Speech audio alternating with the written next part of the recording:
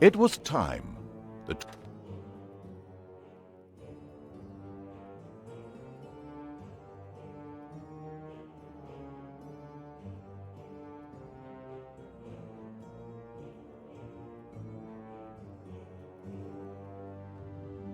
It was time. The troops of the absolute evil had driven the Alliance back to their capital, King's Ending. The time for the final battle had arrived. Prepare to destroy the Alliance, and with it, all good in the land once and for all. Once upon a time there was a kingdom full of flowers and rainbows, where the sun shone all the time and there was loads of that goody-goody, lovey-dovey good people stuff going on. There, the alliance of abominably good people lived in unearned wealth and prosperity. But there was a path leading to a different place there. At the end of this path was a rock. There was a cave carved in this rock in which the absolute evil lived. It wasn't a grubby, damp cave smelling of muck and mildew, but a deep, dark dungeon, so dark that even darkness itself was afraid of it. It was home to numerous innocent monsters who enjoyed a happy, contented existence, living in complete harmony with their environment. But time and again, the sickening, sweet-smelling good visited this underworld in search of treasure and experience points. Many monsters found this to be the death of them, but much worse, the absolute evil's treasures were being stolen. One day, just as a few more heroes had finished plundering its dungeon, the absolute evil decided it had had enough and decided to do something new, something quite monstrous. Go to the surface. The Alliance tried to resist, but the approaching horde just flowed over them like an angry wave of axes, teeth, and bad breath. After numerous unrelenting battles, the absolute evil finally stood before the Alliance's capital, King's Ending.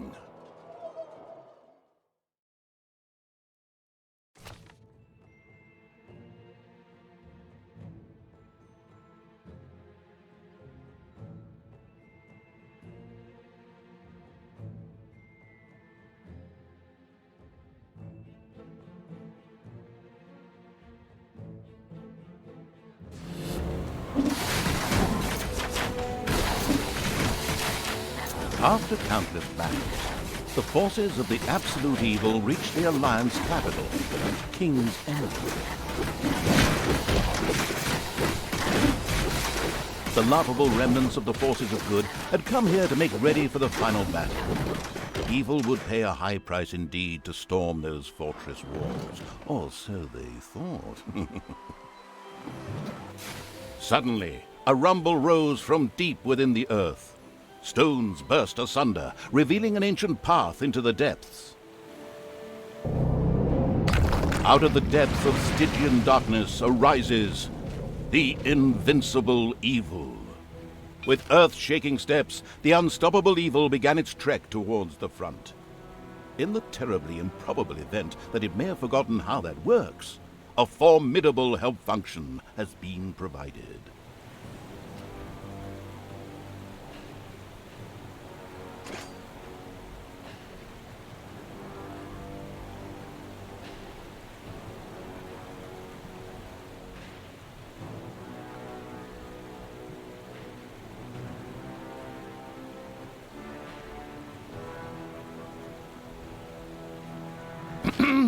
I said, with earth-shaking steps, the unstoppable, if somewhat sluggish evil began its trek towards the front.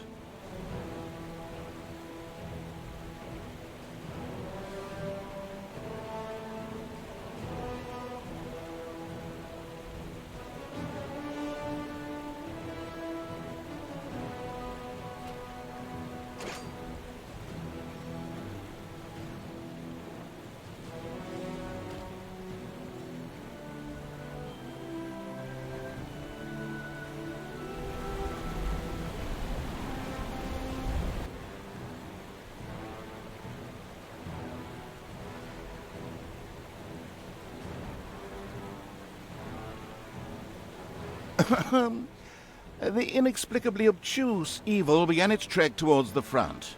At least it was supposed to. It says so right here, in the Dungeons 2 strategy guide.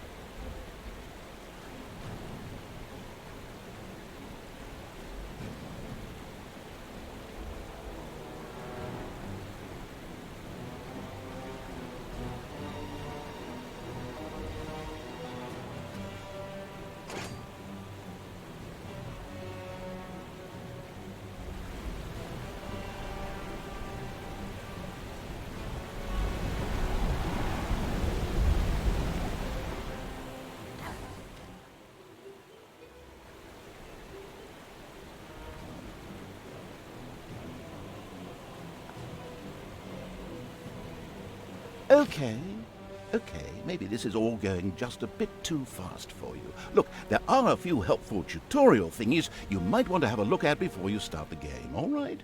Okay, I'll wait for you. Yes, right here. I promise.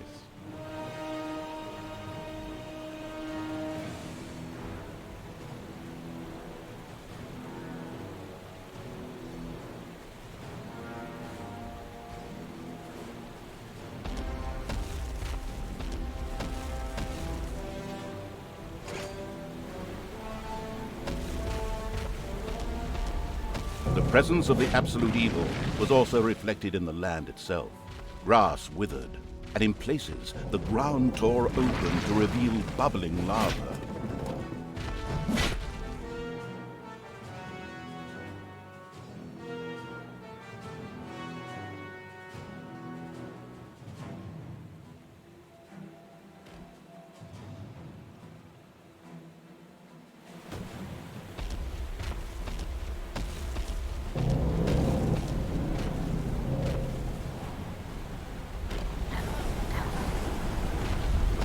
Even the forest could not withstand the aura of the ultimate evil, and beat a hasty retreat.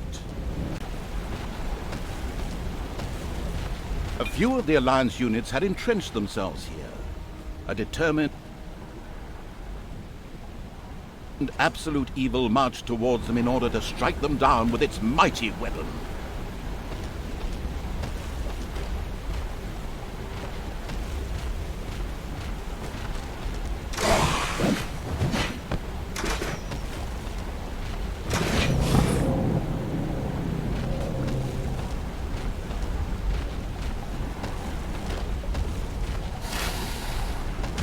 Absolute evil had discovered a medal. These legendary awards ensured a creature could be made even more powerful. Only one downside: the creature could only wear one at a time. Eyes ablaze with greed, the insidious evil gazed upon the blood-drenched battlefield. Here the last defenders of good would die, and an age of evil begin.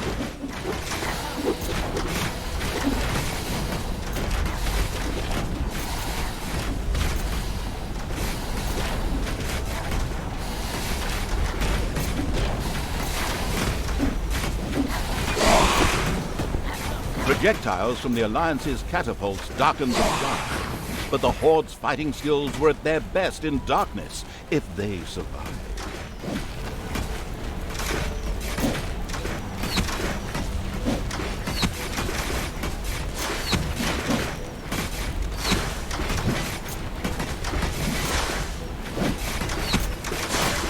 Nothing and no one could stop the invincible evil.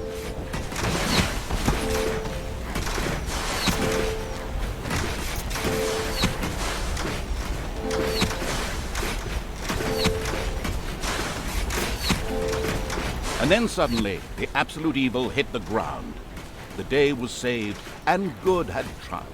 The Alliance lived happily ever after, whilst the defeated forces of evil had to eke out the remainder of their miserable existence underground. No, of course not. In reality, absolute evil was not defeated, but, it just took a little comfort break. A short while later, it arose once again. Defeating good was as easy as taking candy from a baby for the unstoppable evil. Candy?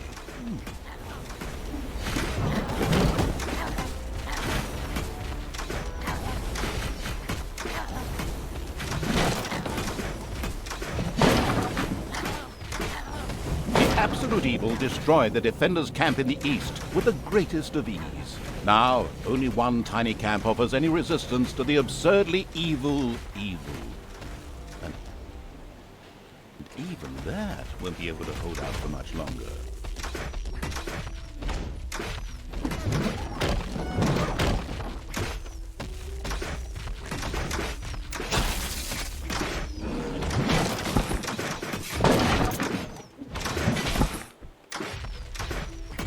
Absolute evil destroyed the defenders' camp in the west with the greatest of ease. The defenders in front of the city had been beaten to a pulp and defeated. Now the time had come to attack King's Ending. The final battle beckoned. The city gate was firmly barricaded by the Alliance's archers, but the absolute evil would not allow itself to be held up by such a ridiculous impediment. So, go get them! Destroy them now! Oh yes, sorry, stay in character. The absolute evil used its all-powerful magic to eliminate the archers and open the gate to the city.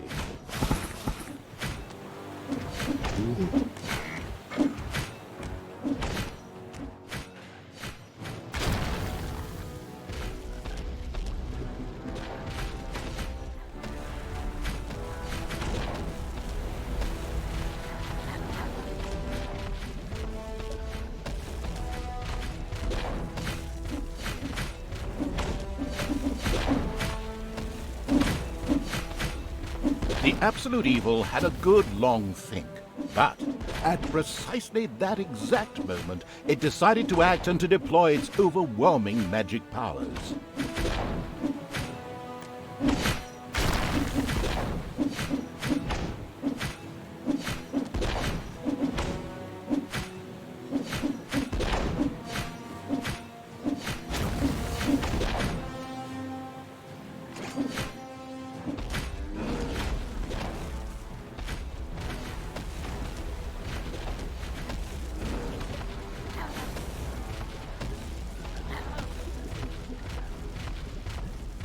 But this proved to be a complete fallacy.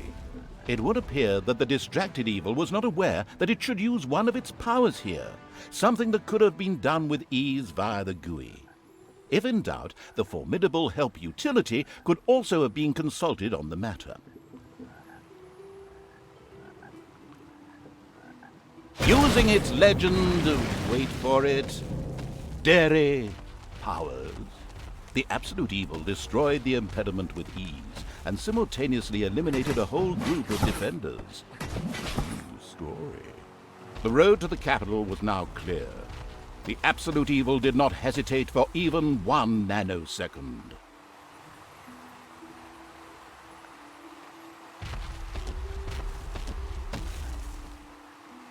Actually, the cowardly evil did hesitate. What would await it in the city?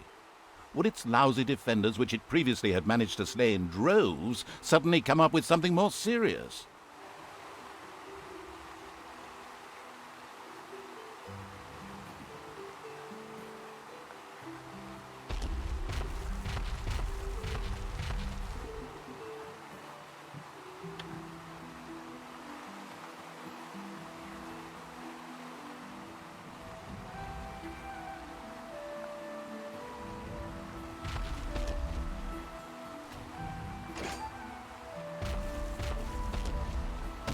Lost in thought, the contemplative evil didn't dare venture into the city.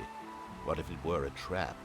It had actually been suspiciously easy so far, almost like the first level of a video game.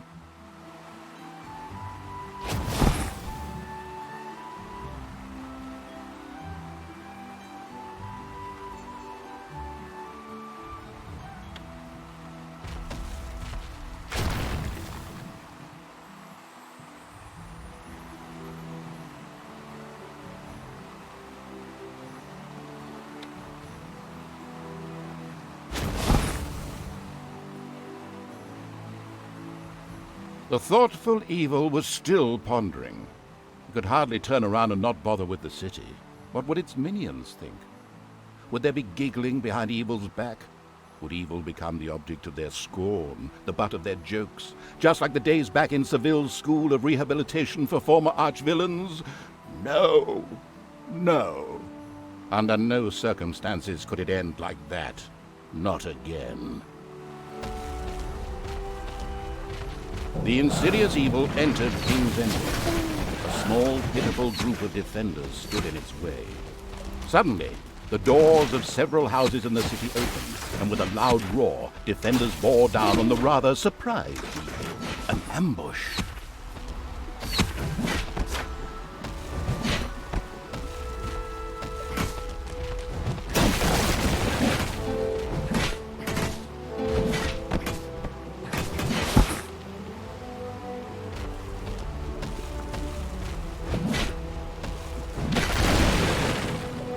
The invincible evil had crushed the defenders. King's Ending had been defeated. At least, that's what it thought.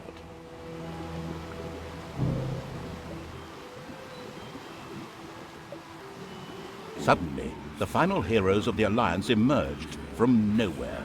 Another ambush? Now, this was becoming very boring. But wait, this time it was different. Instead, the heroes raised their hands and started singing an incomprehensible chant. A magical ritual? This did not bode well. Well, actually, it bode the arrival of good things, great things, unless you happen to be the absolute evil. Somewhere in the depths of the dungeon, the ultimate evil awoke. It did not know what had happened, nor why it had awoken, but it longed for revenge.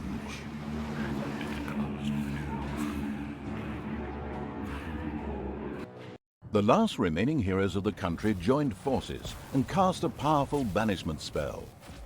The absolute evil disappeared from sight with a threatening gesture, and a faint whispered, "I'll be back," could be heard coming from its lips. The absolute evil had been banished, and its essence shattered into several pieces. Its reign of terror had ended. The good people of the overworld rejoiced, and an era of peace began for the Alliance. The evil creatures were driven back into the underground, doomed to serve as cannon fodder for pleasure-seeking adventurers. Meanwhile, secreted away in the world's most inaccessible places, the last remains of the absolute evil were resting, never again to see the light of the overworld. Until today, that is. Somewhere deep under the earth, the ultimate evil awoke.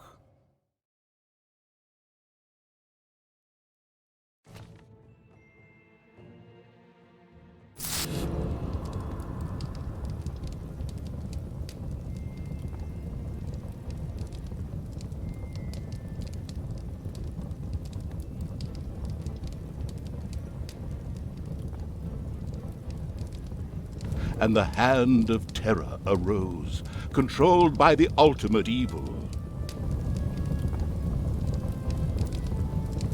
Come on, Hand of Terror, arise, damn you!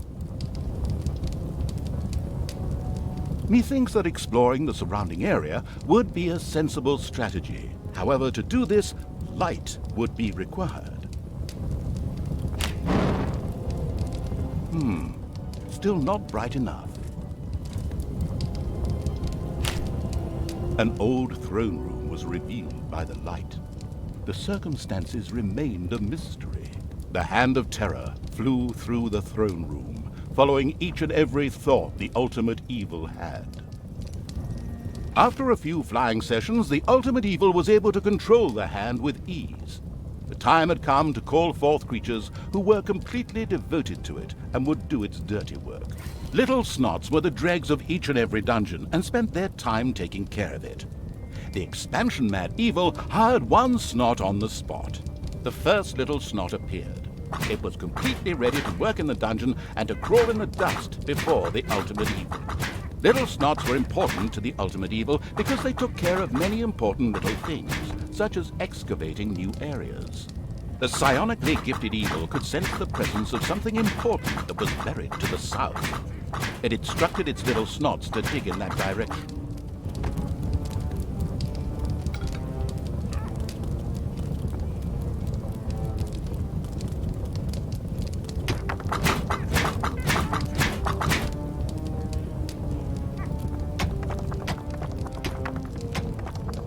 As quick as a fart, the little snot made his way to the marked position and began to dig.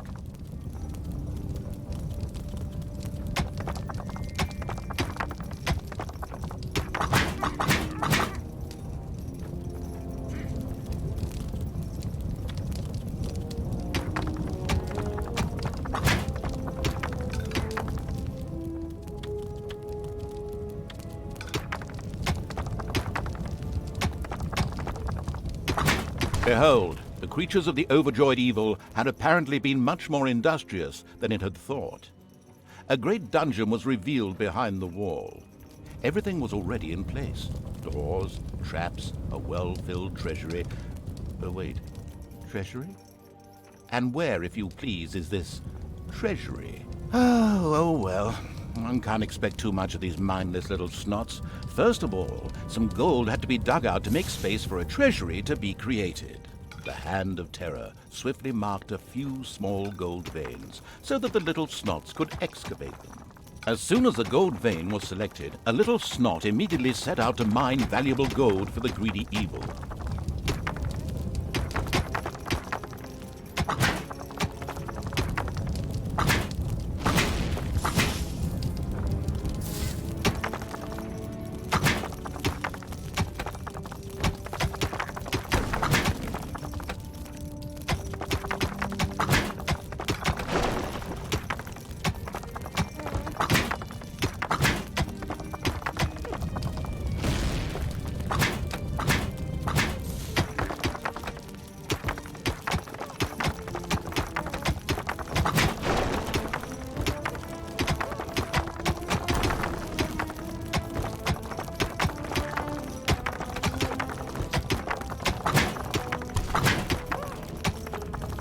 Once most of the gold had been mined, the hand of terror quickly created a treasury on the spot so that the precious metal could be safely stored.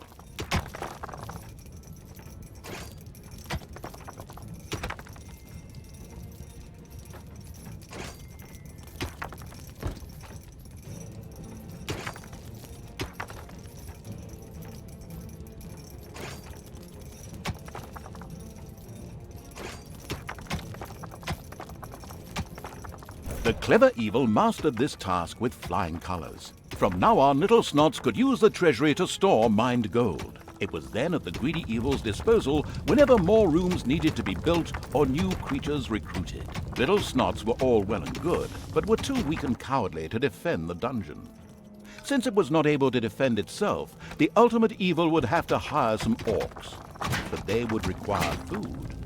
Liquid food. Well, beer to be precise. So the next important thing to build was a brewery, and that would require some space to be created. The ultimate evil had the feeling that its servants were not really putting their backs into the work. Might a hearty slap from the hand of terror change that? The sadistic evil encouraged its creature to work a little faster, with a friendly but not at all gentle slap.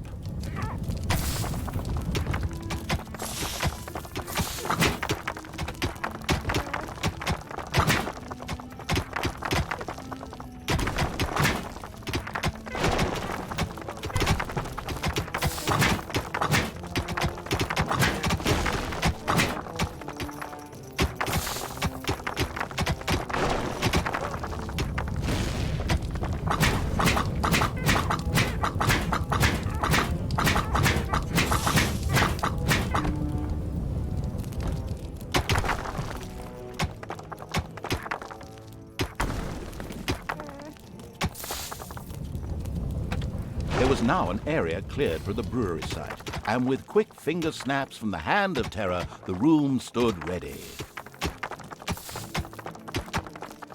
Excellent. But the recently built brewery lacked a brewing copper. With a sigh of resignation, the overworked evil set about taking care of that too. The hard-working evil effortlessly built a brewing copper so that delicious beer could be brewed as soon as possible. One of the little snots started working on the brewing copper. The nostalgic evil banished all thoughts of Oktoberfest and brass bands. Those would have to wait. More important tasks had to be completed first. Both beer and gold were now available in the dungeon, so it was time to hire some creatures to defend against greedy heroes or whatever else snuck around underground. At present, it was only simple orcs declaring undying loyalty to the ultimate evil. The rest of the horde was scattered to the winds.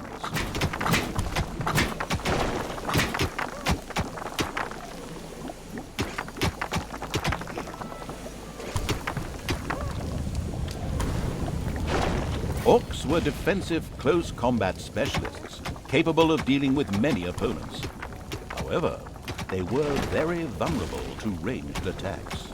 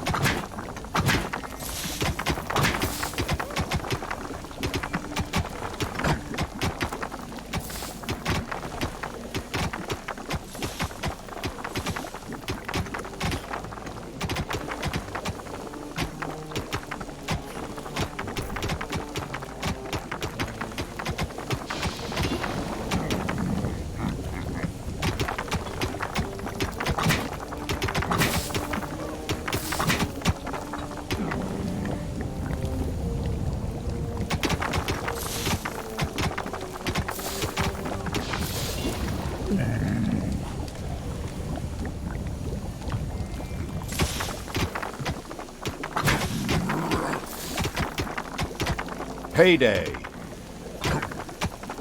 An eerie gong rang through the halls. It did not bode well for the ultimate evil's treasury stocks, for at each sounding of the gong, the creatures would collect their undeserved wages. However, there was little it could do about this, as it was chained to the throne. Thus it had to give free rein to its servants' desires, for the time being at least.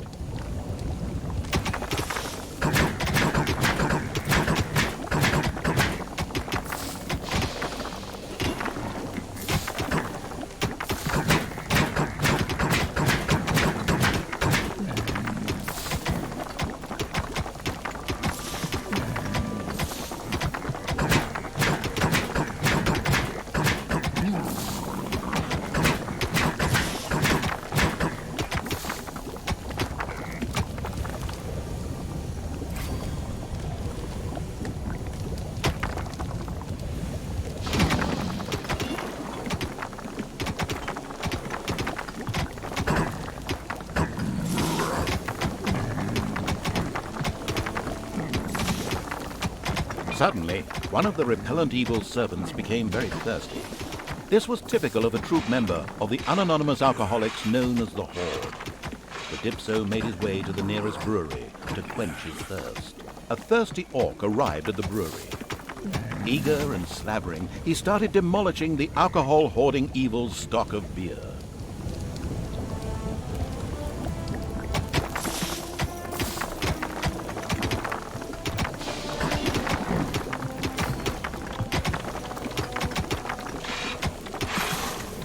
The dungeon of the expansion-mad evil grew and prospered, but unfortunately, it had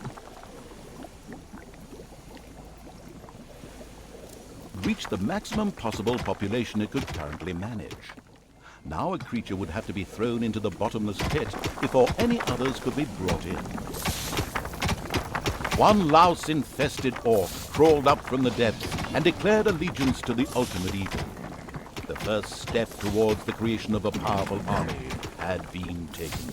The profound evil had had enough of dungeon sightseeing and now wanted to move to the surface to try a dish that is best served cold. Revenge. Some Alliance members were bound to be guarding the entrance to the overworld. A fine appetizer for a vengeful evil.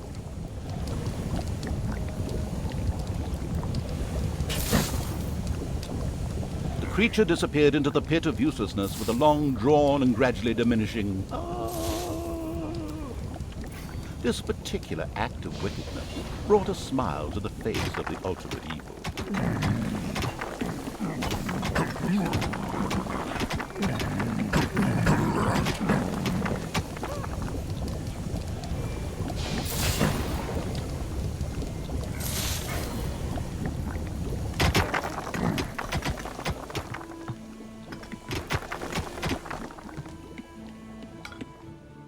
A strange odor spread through the ultimate evil's dungeon.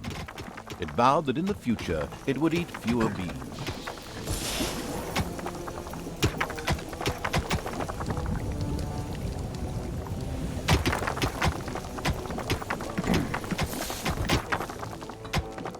The nameless evil's creatures came upon a spider's nest during their search for an entrance to the overworld. It would take more than one orc to smoke that out. The abysmal evil used the Hand of Terror to grab several of the creatures that were still completely inexperienced at fighting and threw them onto the spider's nest.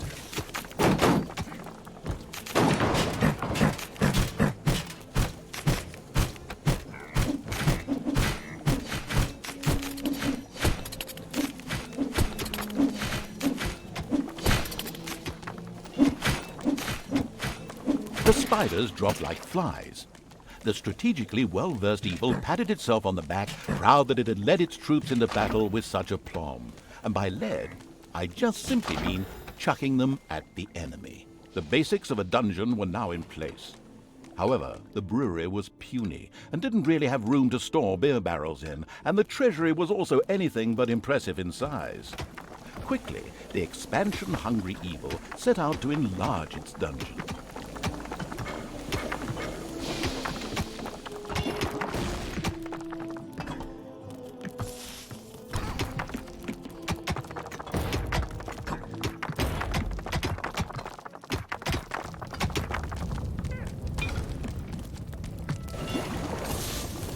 The evil has awoken, but its brothers are still asleep. Huh? What on earth was that? That's not in my script. What a weirdo. No matter. We'd better get back to concentrating on the dungeon.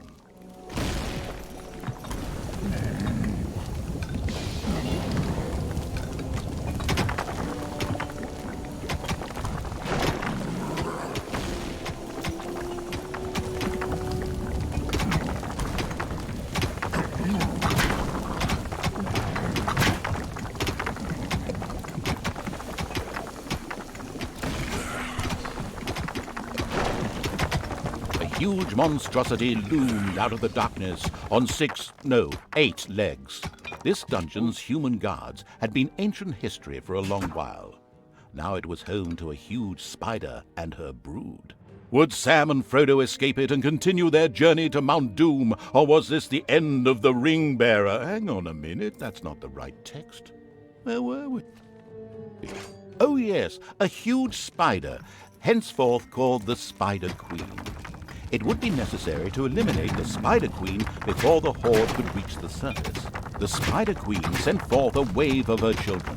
Of course, the ultimate evil was fully aware of this danger and immediately prepared to defend itself against them. At least, that's what I heard.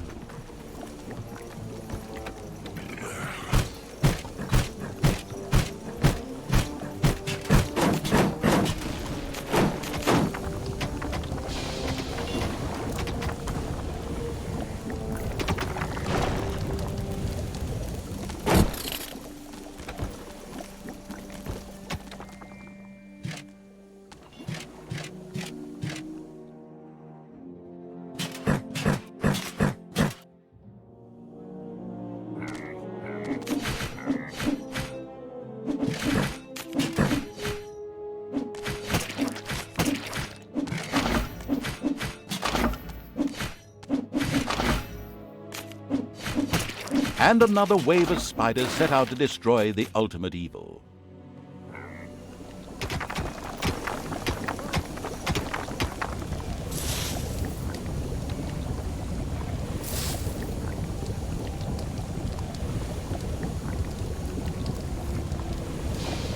The vile perversion, once called the Spider Queen, had nothing more with which she could fight the Horde. Later, the sensitive evil would have her innards made into a lava lamp. The way to the surface was open.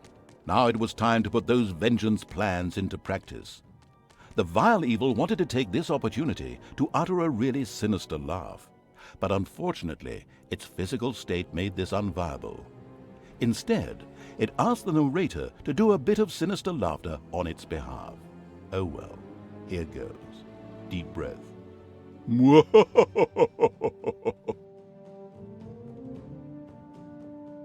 Once the ultimate evil had escaped from the depths, still fettered to the throne, it traveled to wreak terrible vengeance on those who had done this, heavily supported by its little snots.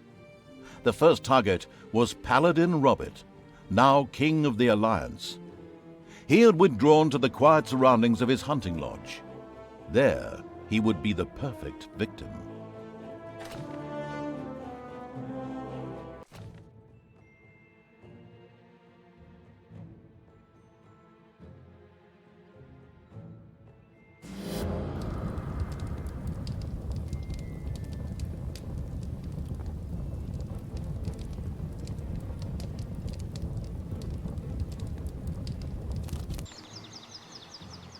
According to scouts, King Robert spent most of his time strolling around his hunting lodge garden reciting poetry.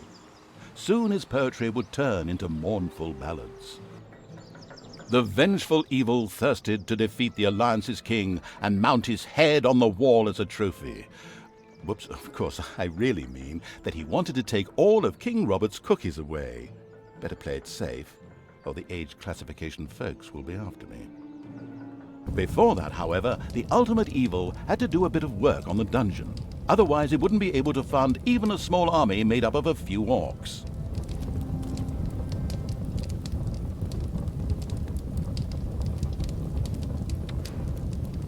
The warmongering evil had hired the first orc.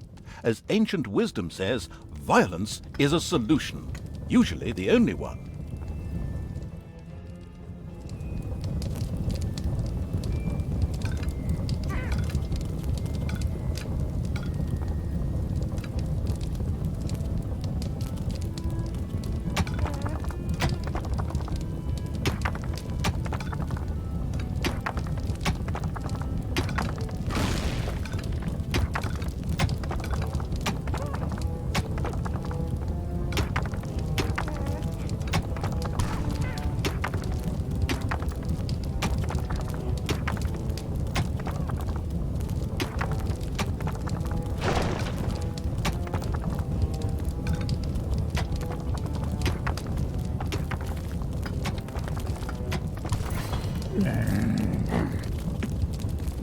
The steady pounding in the rocks had given rise to overworld rumors of a new dungeon.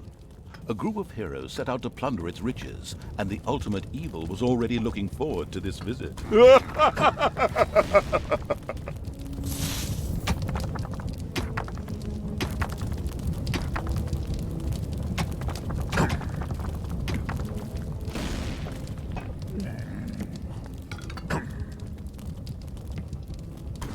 There are enemies. Right now, the restricted evil was only able to call upon orcs and little snots.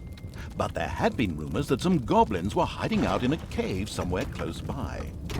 The exploratory evil would be sure. Another orc entered the service of the military-savvy evil. The Horde was growing and prospering.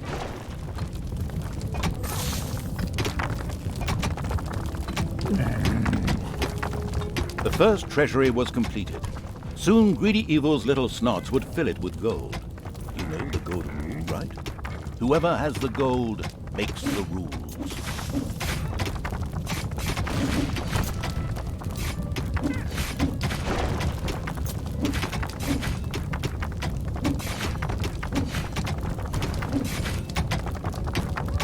The heroes didn't know what had hit them, as several orcs bore down from nowhere and annihilated them. This group of heroes had plundered their last dungeon, but there would be more.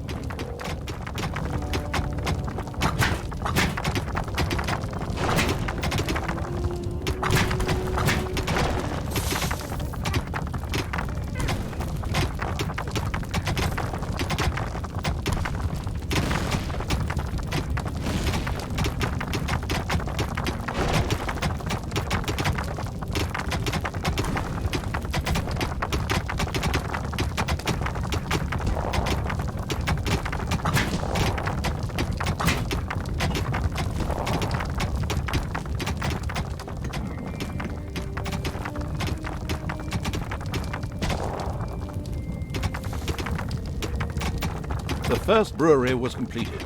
Soon beer would be flowing like a river, and an Oktoberfest atmosphere would pervade all. Would the ultimate evil put the beer baron out of business? Ugh, such a duff reference.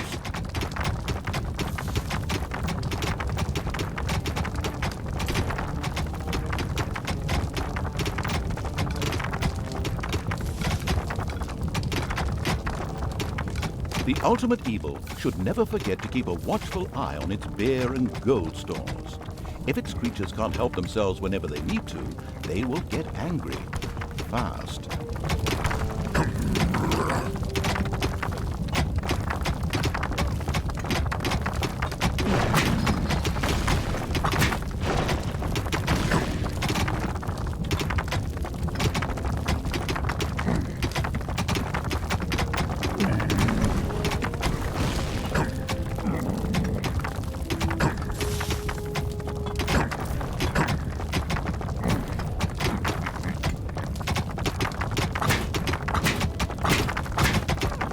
Enemies have entered the dungeon.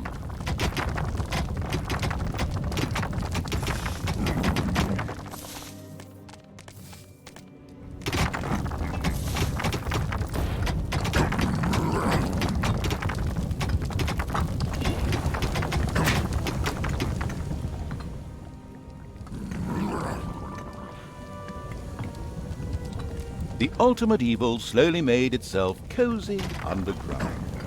Although this was a sensible decision, there was a large and lovely overworld out there, just waiting to be destroyed.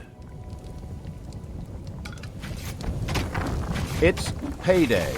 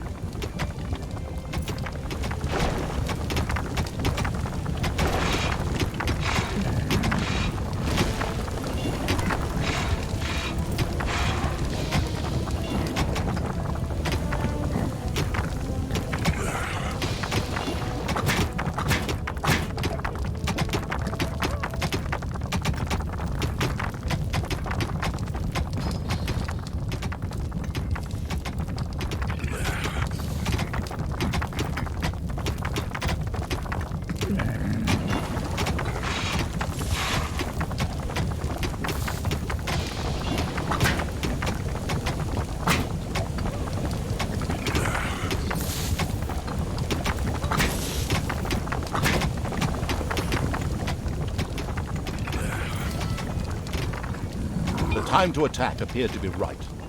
On the surface, in the tavern of a small, miserable village, some adventurers gathered.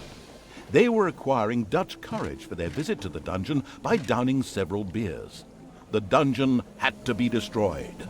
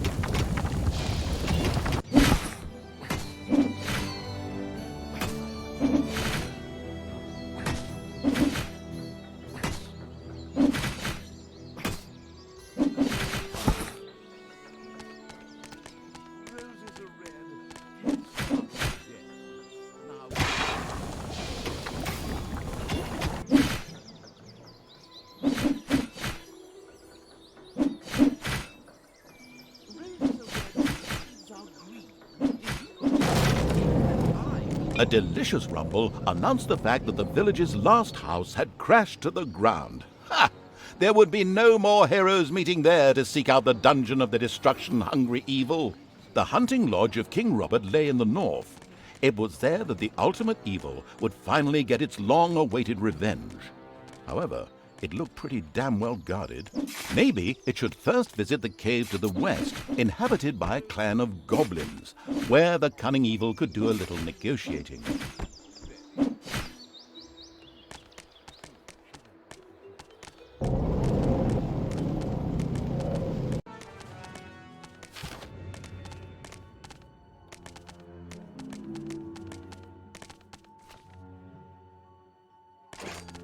The goblin leader prostrated himself joyfully before the ultimate evil and immediately dispatched 2 goblins into its dungeon with a few plans for a new room, a tinkerer's cave. This was built as quickly as possible.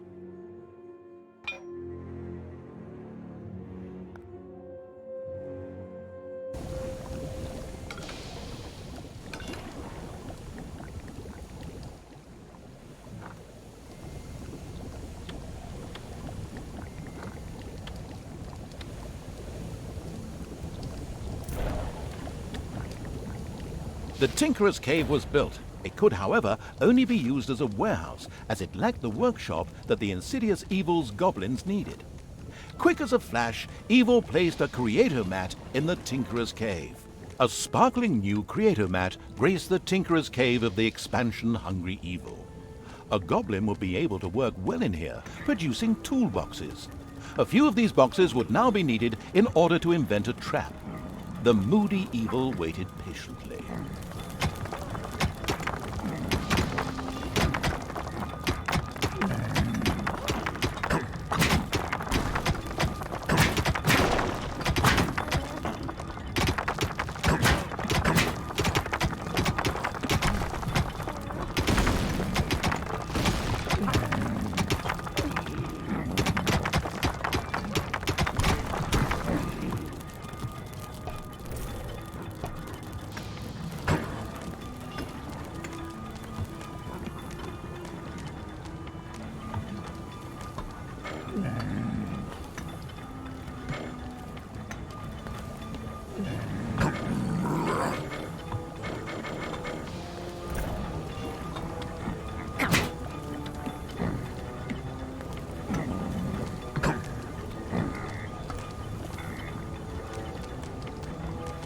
Payday.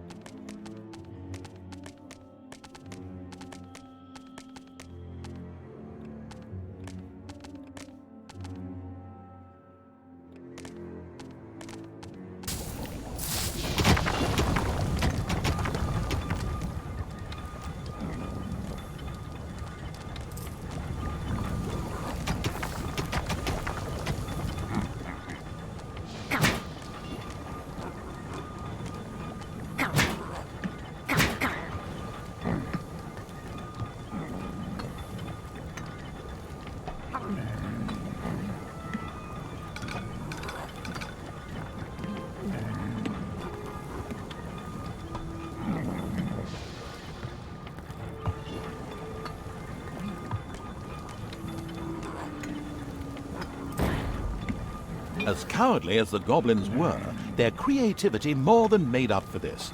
They proudly presented the treacherous evil with their plan for a devious trap. With a silent, evil cackle, it quickly buckled down to setting the trap.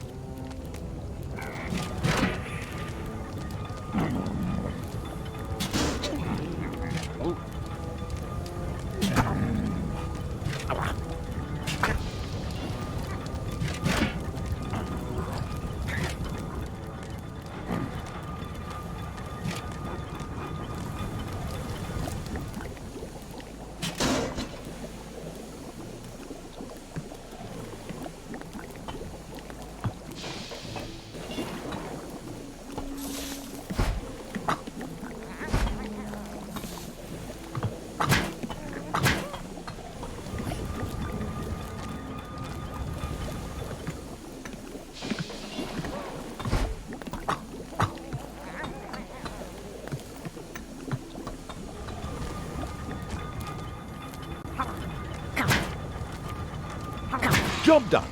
The trap was finished and ready to be found by a hero. This is going to be so much fun. Just at that moment, a particularly powerful dwarf warrior appeared in the dungeon. How had he suddenly arrived at this precise time was indeed most odd, but his presence was more than welcome. He was going to be a guinea pig for the trap.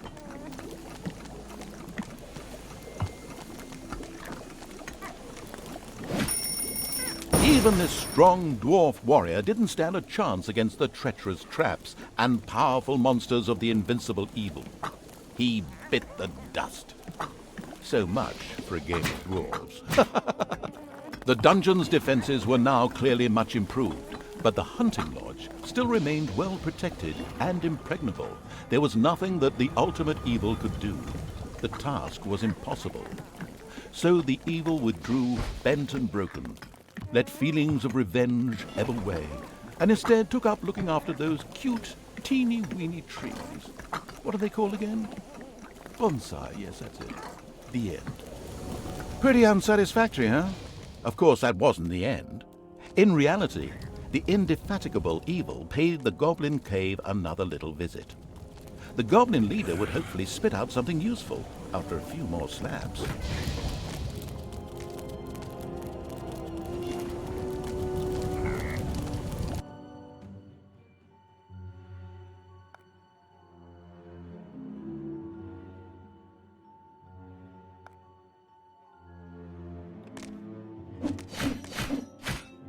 The expansion-driven, a few hard slaps were enough to motivate the leader of the goblins to help the ultimate evil.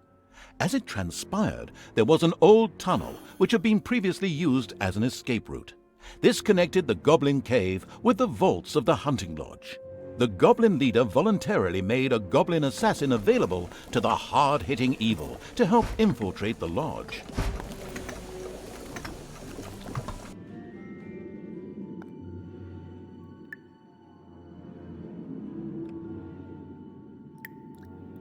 The cheerful evil was pleased with this support. An assassin was a decent melee fighter, but its actual strength lay in its ability to make itself invisible. This was, of course, tested out immediately.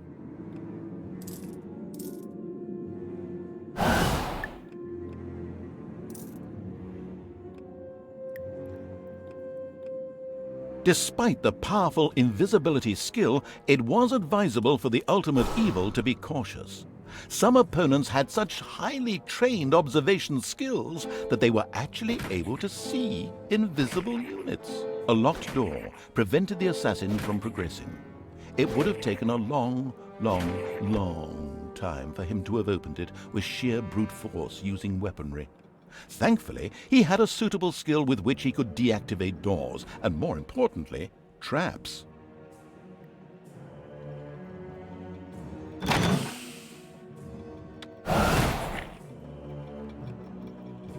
The on-the-ball evil recognized that the warrior princess there was extremely powerful. The goblin assassin would be best advised to avoid any contact with her.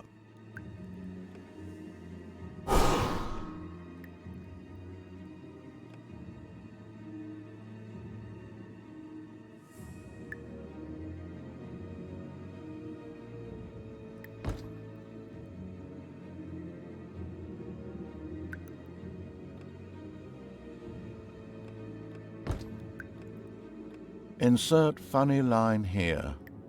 Wait, what? The script doesn't seem to be done here. Amateurs! Oh, to work with professionals for once. There are enemies in your dungeon. A Gobobot was being forced to make miserable repairs in the lodge. A brief feeling of what it thought might be sympathy passed through the sensitive evil, but this actually turned out to be a mighty belch. Naturally, it would free the useful Gobobot anyway. Enemies have entered the dungeon.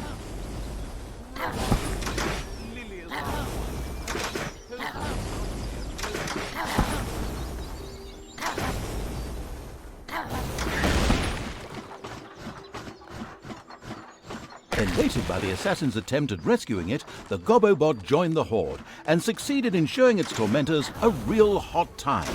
Its ability to more or less ignore ranged damage and set fire to large areas would come in very handy.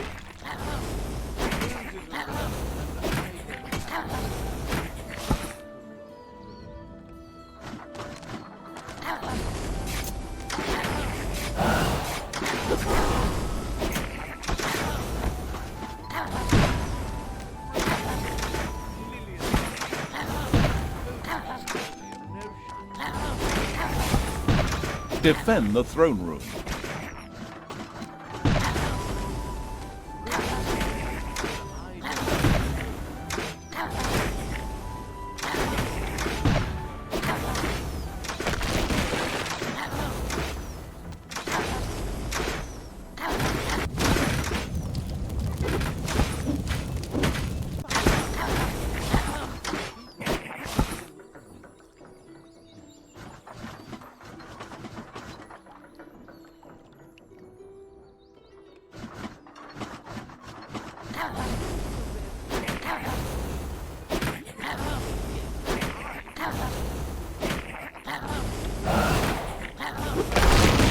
The hunting lodge was completely destroyed. The vengeful evil gave itself a very self-satisfied pat on the back. The time was right to concentrate on King Robert. He was in his renowned garden reciting his much less renowned love poems. The lyrically challenged evil had no time for poetry and would soon make this tangibly clear to him.